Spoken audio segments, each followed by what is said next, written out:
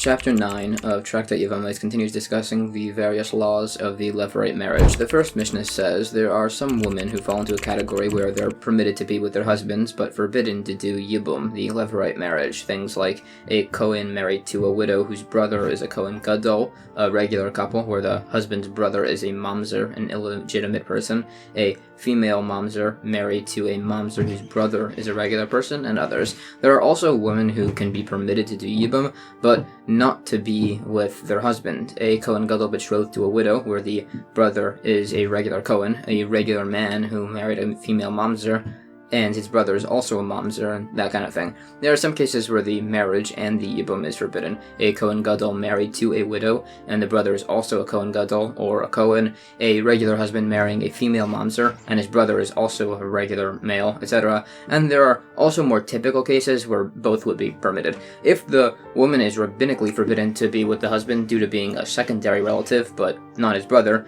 she can't be with the husband, but can do Yibum with the brother. Or if she's rabbinically forbidden to the brother with Yibum, but not to her husband, she can be with the husband, but not do Yibum. If she's rabbinically forbidden to both, she can be with neither. If such a rabbinically impermissible marriage occurs, she doesn't get the rights to the marriage contract, produce, sustenance, or old garments, which are all things that a husband is obligated to sustain his wife with. Their child is legitimate, and they must still divorce.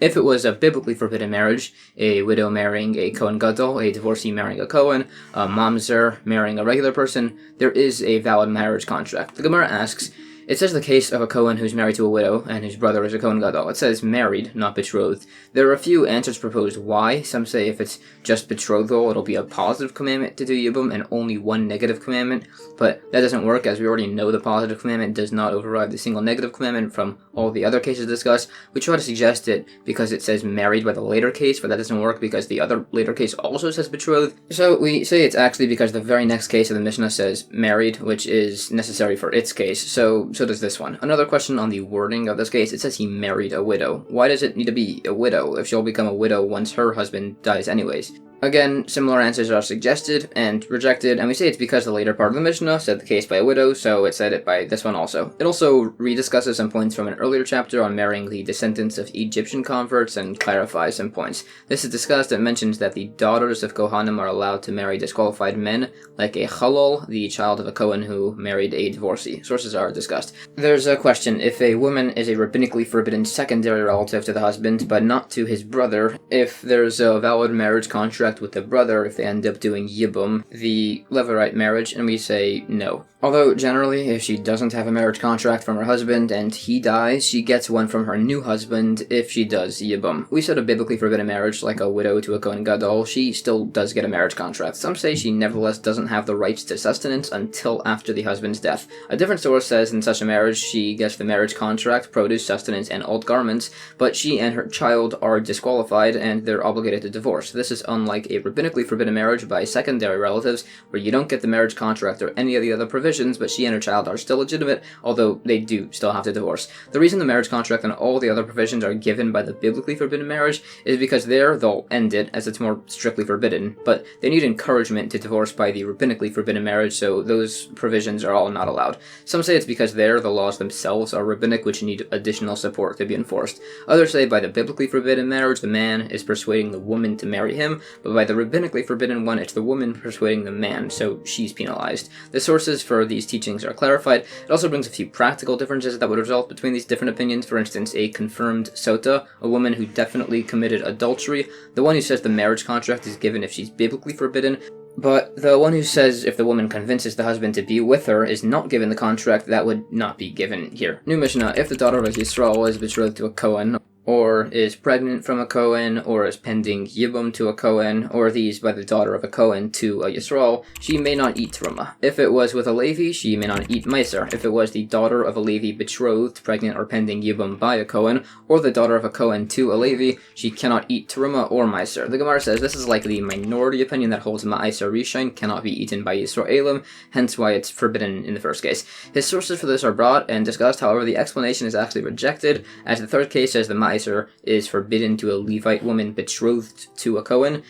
Some say this just means that we don't distribute the Meiser to her at the granary out of concern that she'll be in seclusion with another man.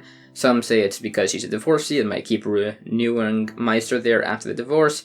But that's difficult, as a divorced female Levite can still eat Meiser, but we say it's just done as a precautionary measure, as it's not allowed by Yisroel, who divorced a Kohen. It also specified betrothed, even though this would still apply while it's married, because the first part of the Mishnah said betrothed. It further argues many opinions in regards to Kohanim or Levi'im eating Meiser. Verses are also cited. New Mishnah.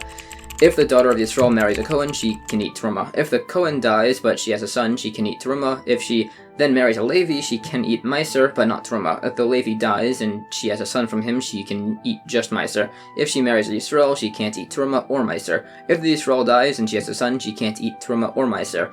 If the Yisroel son dies, she can eat Meiser from the Levi son. If the Levi son dies, she cannot eat Terumah again. If the Kohen son dies, she can't eat Terumah or Meiser. If the daughter of a Kohen married a Yisroel, she can't eat Terumah. If he dies, leaving a son, she still can't eat Terumah. If she marries a Levi, she can eat Meiser. If he dies, leaving a son, she can eat Meiser. If she marries a Kohen, she can again eat Terumah. If he dies, leaving a son, she can still eat Terumah. If the Kohen son dies, she can now only eat the Meiser. If the Levi son dies, she cannot eat Meiser. And if her Yisroel son dies, then she goes back to her father's house. As the verse says, she shall return to her father's house as in her youth. She may eat from the bread of her father. The Gemara clarifies additional points on several of these rulings. Some say when she returns to her father's house, while she can go back to eating Terumah, she cannot eat from the portions of the Shalomim offering, and sources are brought and discussed, and the remaining points are also qualified. And there's some additional clarification on some unique cases that are brought, and additional discussion and questions. And that's the end of chapter 9.